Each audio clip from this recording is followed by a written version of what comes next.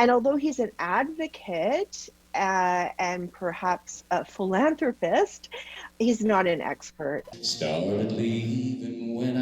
a country music star with a passion to shine a spotlight on the problem of human trafficking. Over the years, I've traveled all over the world, and through my work with humanitarian organizations and groups, I've seen the devastating and horrific effects of human trafficking. Paul Brandt heads up a foundation called Not in My City that tackles the issue.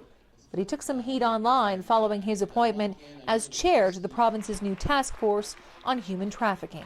The chair of a task force needs sufficient expertise and depth to be able to direct an inquiry, to understand the complexities of the issues, to provide leadership, to be a spokesperson, to understand the research in the area. Professor of Women's and Gender Studies Lise Godel feels it's not just Brandt's appointment that misses the boat. When I look at the membership, police, former RCMP, former Solicitor General, former warden of the Edmonton institution, there seems to be a real criminal justice focus as well on this task force.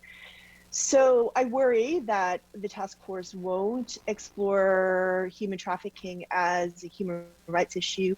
Lawyer Naomi Sayers agrees that this approach can be off-putting to victims who may be scared to go to police for help, and that survivors and Indigenous voices are missing from this panel.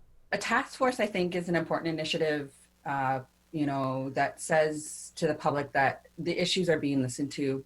But when you stack it with the certain kinds of people, it means that they're not listening to all the voices. And I think that's really important to recognize that some people will still be left out regardless. And I think that we need to make the spaces for those voices.